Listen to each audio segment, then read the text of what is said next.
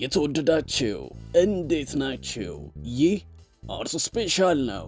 ዋናውና ጉዳዮች ድምጻዊ ሳሚዳን ኢትዮጵያን በአራቱ ማቅጣጫ ተዟዙሬ ቃኘውበት ነው ያለውን የሙዚቃ አልበሙን ለአድማጮች ሊያቀርብ ነው። 47 ታሪኮችን የያዘው የደራሲ ህይወት ምሻው አዲስ መጽሐፍ ለንባብ ሊበቃ ነው።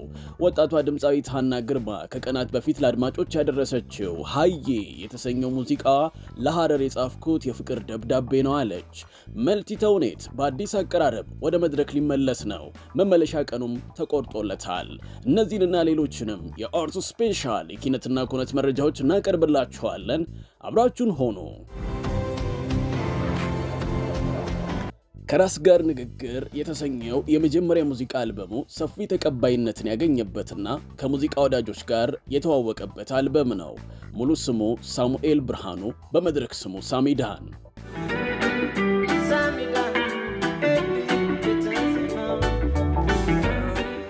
በሬጌ ሙዚቃ ስልቶች የሚታወቀው ድምጻዊ ሳሙኤል ብርሃኑ ሳሚዳን ሌላኛው መልኬ የተሰኘና 11 የሙዚቃ ስራዎች የተካተቱበትን ሙሉ አልበም ለአድማጮች ሊያቀርብ እንደሆነ ከሰሞኑ ይፋ አድርጓል።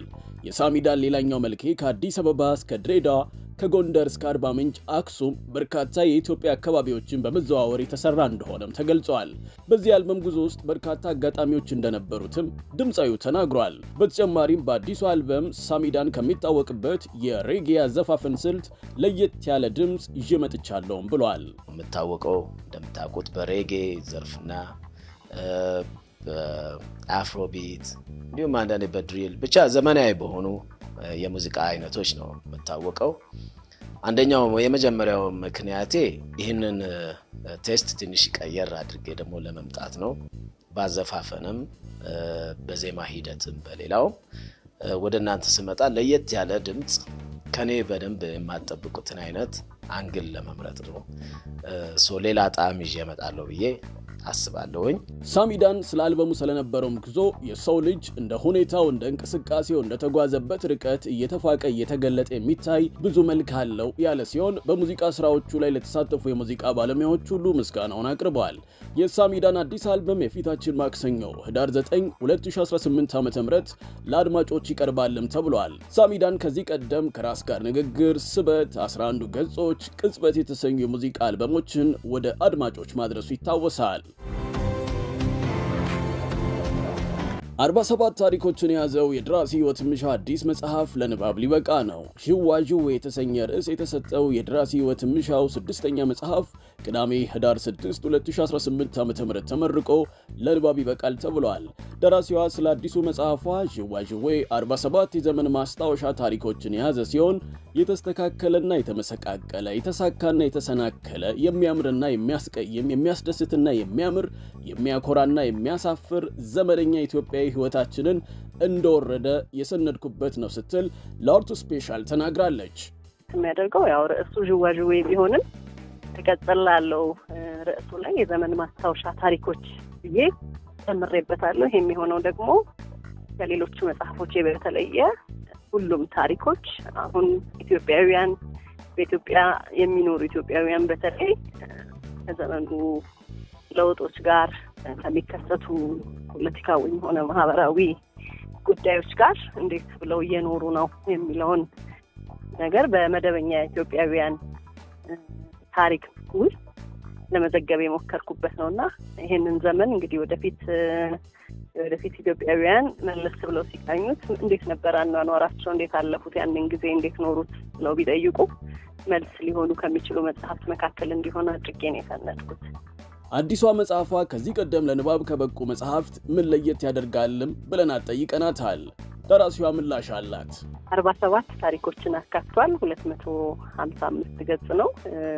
47 ብዙ ይመስላል። ብዙ ሰው ሲሰማው ደንገት ያለ ነበር። ብዙ ናቸው። በርግጥ ግን ደግሞ በመጠን ስንመለከታቸው ለምሳሌ በጣም አጭሩ ታሪክ 3 መስመር ነው፣ ሙሉ ታሪክ ነው። ከዛ ደግሞ ረዘም ያሉም አሉና በመሃል ደግሞ የሚገኙ ፈረንጆቹ ፍላሽ ፊክሽን የሚሉት ቅርጽ ያላቸው፣ ከዛ ደግሞ አሁን እንዳልኩት በመስመር ደረጃ የሚያልቁ ፈረንጆቹ አሁንም ማይክሮ ፊክሽን የሚሉት፣ ከዛ ደግሞ መደበኛ አጫጭር ታሪኮችን ያካትታል። ግን ሲደመሩ 47 ታሪኮች ናቸው። የጅዋጅዌ መጽሐፍ ምርቃት ህዳር 6 2018 ዓ.ም ከቀኑ 8 ሰዓት ጀምሮ ለጋሃር በሚገኘው አዲሱ የጃፋር መጽሐፍ መደብር ውስጥ ይከናወናል። ህይወት ምሻው ከዚህ በፊት 5 መጽሐፍትን ማለትም ባሪቾ፣ ፍቅፋቂ፣ ማታ ማታ፣ ለቃን ሩብ ጉዳይና የቡና ቁርስ የተሰኙ መጽሐፍትን ለአንባቢያን ያደረሰች ደራሲ ነች። የታሪክ ማጠንጠኛውን በዩኒቨርሲቲ ተማሪዎች ላይ ያደረገው ሜልቲ ቲያትር ከዓመታት በፊት በአዲስ አበባ ቲያትርና ባህል አዳራሽ ማዘጋጃ ቤት ለእይታ በቅቶ በተመልካቾች ዘንድ ከፍ ያለ አድናቆትና ተወዳጅነትን ማግኘት የቻለ ተውኔት ነበር። ከዓመታት በኋላም በድጋሚ ወደ መድረክ ሊመለስ ቀን ተቆርጦለታል። የኮሜዲ ዘውግ ያለው ሜልቲ ቲያትር በሜልቲ የቲያትር ቡድን ተደርሰው በስንታየው ታዬ የተዘጋጀ ነው።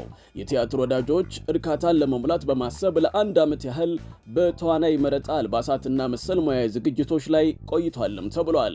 ህዳር 7 ቀን 2018 ዓ.ም ጥሪ የተደረገላቸው እንግዶች በተገኙበት በቀይ ምንጣፍ ስነ ስርዓት ይመረቃል። ዘመኑን በሚመጥንና በአዳዲስ ሐሳቦች ዳግም በተዘጋጀው ቲያትር ላይ ምትኩ በቀለ፣ ኤልሻዳይ ከበደ፣ ሱራፌል ብስራት፣ ቴዎድሮስ ሸዋንግዛው፣ አቤል ሰለሞንና ሰላማዊት ካሳይ ተውኑበታል። ከምርቃቱ በኋላም ዘውትር አርብ 12 ሰዓት አዶት ሲኒማ ውስጥ መታየት ይጀምራልም ተብሏል። ድምፃዊት ሃና ግርማ ሃዬ የተሰኘው አዲሱ የሙዚቃ ስራዋን ለትውልድ ከተማዋ ለሐረር መታሰቢያ ማድረጓን ገለጸች። ድምፃዊቷ በጽሑፍ ባሰፈረችው ልብ የሚነካ መልእክት ሐረር ለሷ ልዩ ቦታ እንዳላት ተናግራለች። በህይወቴ ማድረግ ከምፈልጋቸው ነገሮች ውስጥ ሐረርና ድሬዳዋ አካባቢ ያለውን ባህል በማሳየት መስራት ነው ያለችው ሃና ይቺ ከተማ ማንነቴን ቀርጻለች፣ እያንዳንዱ ጎዳና፣ እያንዳንዱ ማዕዘን የታሪክ አካል ነው፣ የሐረር ልጅ በመሆኔ በጣም እኮራለሁ ስትል ለከተማዋ ያላትን ኩራት ገልጻለች።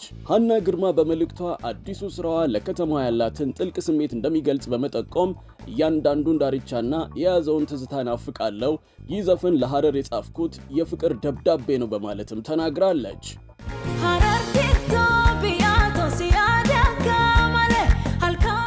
ሃዬ ሙዚቃዋ ከድምጽ እስከ ምስል ብዙ ፈታኝ አጋጣሚዎችን አልፎ የተዘራ ሙዚቃ እንደሆነም ገልጻለች።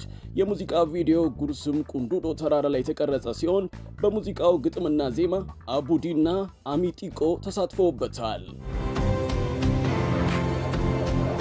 የተፈሪ መኮንን ፖሊቴክኒክ ኮሌጅ የስነ ጥበብ ትምህርት ክፍል ተመራቂ ተማሪዎች ያዘጋጁት የስነ ጥበብ አውደ ርዕይ በይፋ ተከፈተ። የስዕል አውደ ርዕዩ ቅዳሜና እሁድን ጨምሮ እስከ ታህሳስ 2 2018 ዓ.ም ድረስ በኮሌጁ የስዕል ማሳያ ውስጥ በእይታ ላይ ይቆያል ተብሏል። ለአንድ ወርም ለህዝብ ክፍት ሆኖ እንደሚቆይም ተገልጿል። በሌላ በኩል አብሮነት የተሰኘው በብሩክ ወርቁ፣ ያሬድ ወንደሰንና ዘውዱ ገብረ ሚካኤል የተዘጋጁ የስዕል ስራዎች የቀረቡበት አውደ ርዕይ ባሳለፍነው ሮብ ህዳር 3 ቀን 2018 ዓ.ም በፈንድቃ የባህል ማዕከል ለእይታ ክፍት ሆኗል። እስከ ህዳር 29 2018 ዓ.ም ድረስም እንደሚቆይ ተነግሯል። የዶክተር አለማየሁ አረዳ ምልአት ሰው የመሆን ሰዋሰው አዲስ መጽሐፍ ቅዳሜ ህዳር 6 2018 ዓ.ም ከቀኑ 8 ሰዓት ጀምሮ በአብሮት ቤተ መጻሕፍት ይመረቃል። ዶክተር አለማየሁ ስለመጽሐፋቸው ሰው ማን ምንድነው ብሎ በማጠየቅ በመሰረታዊ ባህሪያቱ ሊገልጸው ይጥራል መጽሐፌ ሲሉ ተናግረዋል። በመጽሐፉ የምርቃ ስነ ስርዓት ላይ የስነ ልቦና ባለሙያው ሱራፌል አየለ፣ ጋዜጠኛ የደስደስ ተስፋ እንዲሁም መምህር ቴዎዲት አማኑኤል በተጋባዥ እንግድነት ሐሳባቸውን ያጋራሉ ተብሏል። ክቡራትና ክቡራን ተመልካቾቻችን በዚህ ሳምንት ያዘጋጀንላችሁ የአርት ስፔሻል ኪነትና ኩነት መረጃዎች ይህንን ይመስሉ ነበር። ስለተከታተላችሁን እናመሰግናለን።